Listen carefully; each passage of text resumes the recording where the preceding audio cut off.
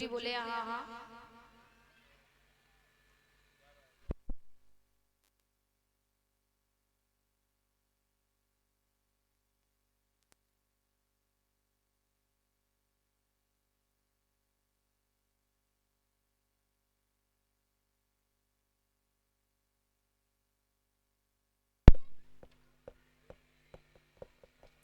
जो भाव मेरी काकी का था वो भाव तुम्हारे अंदर नहीं था।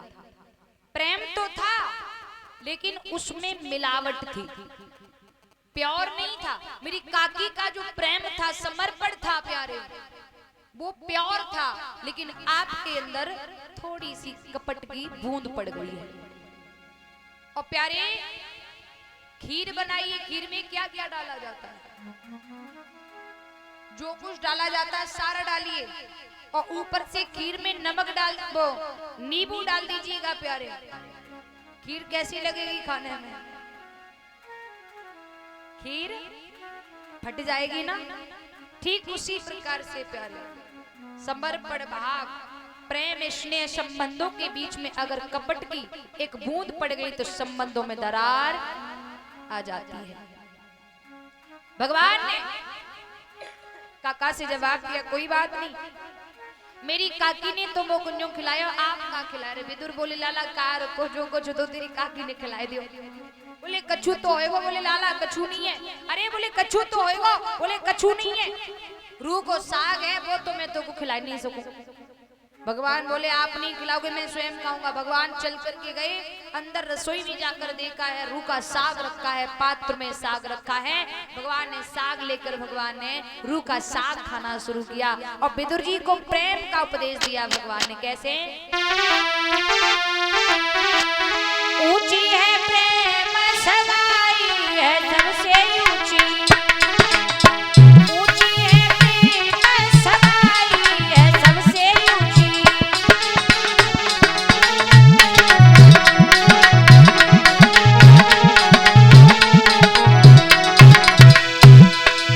प्रेम के बस पारथ रथ हाको, प्रेम की बस पारथ रथ हाको, प्रेम के बस पारथ रथ हाको। कातक करी बड़ाई है सबसे ऊंची, ऊंची है प्रेम सगाई है सबसे ऊंची।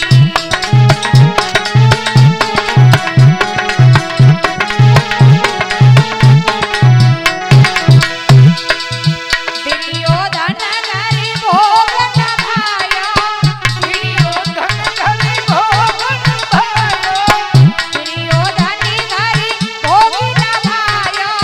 रूह को साग विधुर घर खायो, रूह को साग विधुर घर खायो, रूह को साग विधुर घर खायो।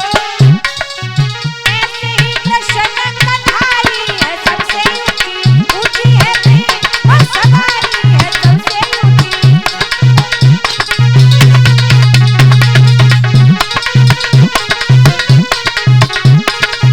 ऊंची है प्रेम सगाई है सबसे ऊंची, ऊंची है प्रेम सगाई है सबसे ऊंची, ऊंची है प्रेम सगाई है सबसे ऊंची, ऊंची है प्रेम सगाई है सबसे ऊंची।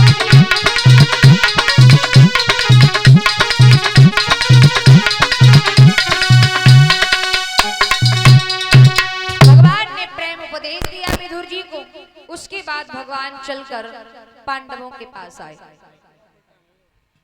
पांडवों से कहा है कि मैंने उसे बहुत समझाया, वो नहीं मान रहा है। उसने एक ही बात कह दी है, श्री चक्रीव ने वदाश्यामी बिना युद्धेन केशव, हे केशव बिना युद्ध के सुई की नोक के बराबर भी जगह देने वाला नहीं है। क्या? बोले हाँ, अब युद्ध की तैयारियां कर लो। बोले ठीक है। इतना कह करके पांडव तो युद्ध की तैयारियां करने लगे। इधर भगवान जाकर के शयन कक्ष में सो जाते थे। इधर शकुनी ने कन्हैया से कहा है, वो शकुनी ने दुर्योधन से कहा है कि तुम जाओ, जाकर के युद्ध का निमंत्रण कृष्ण को दे आओ। इधर युधिष्ठिर ने अर्जुन से कहा है कि तुम भी जाओ, माधव को निमंत्रण देके आओ। भगवान कन्हैया शयन कक्ष में पलंग पर सो रहे हैं। दुर्योधन गया तो भगवान के सर की तरफ जाकर बैठ गया। अर्जुन जी गए तो भगवान के पैरों की तरफ जाकर बैठे, पैरों की तरफ। भगवान की आंख खुली महाराज, तो भगवान की जब आंख खुली तो पहले निगाह अर्जुन पर गई। भगवान कहने लगे कहिए कैसे आना हुआ। इतनी बात कह पाई तब तक दुर्योधन बोल पड़ा, कहने लगा माधव मैं इससे पहले का बैठा हूं, लेकिन तुमने हमसे पहले ऐसे पूछ लिया क्यों आए हो। भगवान कहने लगे अरे भाई तुम हो का हमारे सर के ऊपर, हमने तुम्हें देख नहीं पाया, बताइए हम दोनों से कह रहे हैं कैसे आना हुआ। दुर्योधन बोला मैं युद्ध का निमंत्रण देने आया हूं। भगवान कहने लगे स्वीकार है तुम्हारा निमंत्रण, लेकिन सुनो एक तरफ से मेरी नारायण सेना आएगी और एक तरफ से मैं आऊंगा, बताइए तुम दोनों में तुम्हें क्या चाहिए। अर्जुन के बोलने से पहले दुर्योधन बोल पड़ा। दुर्योधन कहने लगा अरे माधव युद्ध में तो सेना की जरूरत हुआ करती है, हम तुम्हारा क्या करेंगे, और वैसे भी तुम पर मुझे बिल्कुल भी विश्वास नहीं है, क्या मालूम किस समय मोड़ पर तुम दगा दे दो, मुझे बिल्कुल विश्वास नहीं है तुम पर। और जैसे ये बात कही कि सेना की जरूरत पड़ती है, भगवान ने टेढ़ी निगाह करके दुर्योधन की तरफ देखा और कह दिया ठीक है जाओ। अब प्यारे यही समझ लीजिए जिस पर परमात्मा की निगाह टेढ़ी हो गई फिर उसे बचाने वाला कौन है। दुर्योधन तो चला गया, दुर्योधन तो चला गया। भगवान हंस करके अर्जुन से बोले अर्जुन वो चालाक निकल गया, सेना ले गया, बताओ क्या करोगी तुम। हंस करके अर्जुन कहने लगे माधव लड़ने को हम 5 बहुत हैं, केवल चाहिए साथ तुम्हारा, केवल शरीर से दिखावा में आप मेरे साथ रहो। मुझे विश्वास है कि अगर आप मेरे साथ हैं आपके दर्शन मात्र से ही मैं विजय प्राप्त कर लूंगा, मुझे कोई हराने वाला पैदा नहीं हो सकता है। बोलिए गोविंद भगवान की। भगवान मुस्कुराने लगे, बोले ठीक है चिंता ना करो जाओ। फिर एक पत्र आया, कन्हैया से कहा गया कि युद्ध के लिए कोई मैदान चुना जाए। तो अर्जुन भगवान कन्हैया मैदान चुनने के लिए कुरुक्षेत्र की तरफ गए। यहाँ पर 2 प्रमाण मिले कुरुक्षेत्र के मैदान में। क्या देखा है भगवान ने, एक किसान हल चला रहा है, उसकी पत्नी उसके लिए खाना लेकर आई, और जब तक पत्नी पति के पास तक आई तब तक किसान को एक सर्प ने डस लिया और किसान मर गया। किसान की मौत हो गई, पत्नी पास तक आई, देखा पति को सर्प ने डस लिया, पति तो मर गया, बैठ करके खाना खा लो। पति की लाश पड़ी है, पति की लाश पड़ी है और पत्नी लाश के पास में बैठ करके खाना खा रही है। भगवान का दिमाग घूमा, भगवान सोचने लगे युद्ध के लिए ये जगह ठीक है क्योंकि यहाँ पर मोह नहीं है। 2 प्रमाण मिलते, एक प्रमाण ये मिला भगवान जब कुरुक्षेत्र का मैदान देखने गए युद्ध के लिए तो भगवान ने पत्र लिख करके यशोदा नंद राधा ब्रजवासियों के लिए लिखा था और कुरुक्षेत्र के मैदान में उन्हें बुलाया था। और जैसे ही वो आए मैदान में आते ही उन सभी बालाओं का मोह कृष्ण के प्रति वहां खत्म हो गया।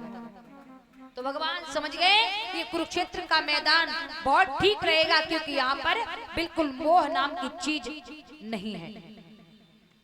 फिर भगवान ने बताया कुरुक्षेत्र का मैदान उचित है युद्ध के लिए। अब तो भैया युद्ध की पूर्ण तैयारियां हो गई, दुर्योधन की सेना सभी है, आगे को बढ़ते जा रहे हैं सभी। इधर भगवान कन्हैया अर्जुन को लेकर आगे बढ़े।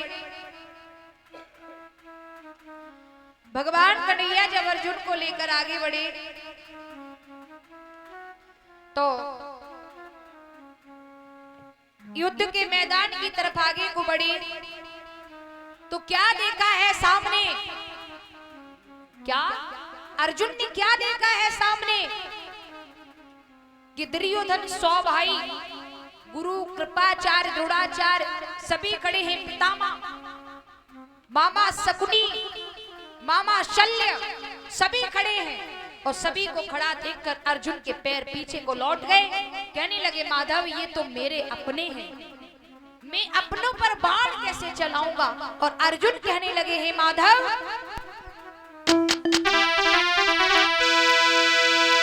कि मैं कैसे पार करूं, और सब रिश्ते वाले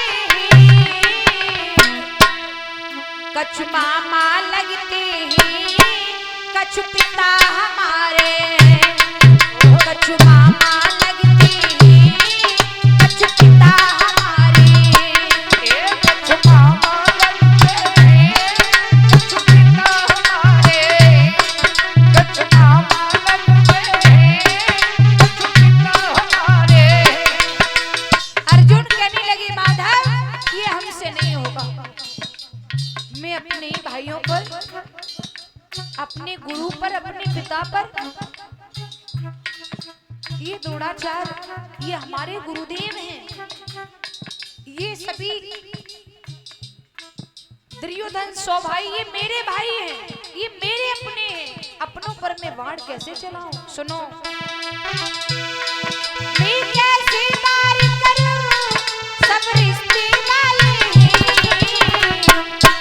कछु मामा लगते हैं, कछु पिता हमारे हैं, कछु मामा लगते हैं, कछु पिता हमारे हैं।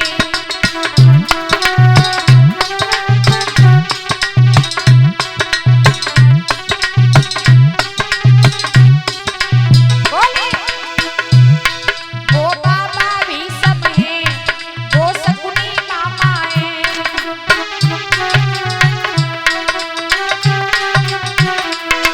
वो बाबा भी सब हैं, वो सकुनी मामा हैं, वो जयद्रथ बहनोई, वो अश्वत्थामा हैं, वो जयद्रथ बहनोई, वो अश्वत्थामा हैं।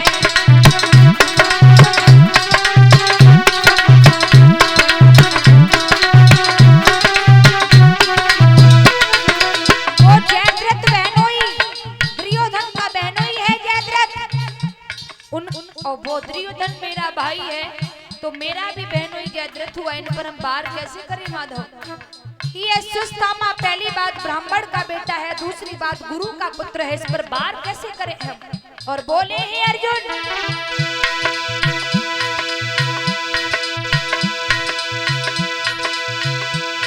कच ससुर लगी मेरे, कच ससुर लगी मेरे, कच साले लगते हैं, कच मामा लगते हैं, कच पिता हमारे हैं, कच मामा लगते हैं, कच पिता हमारे हैं।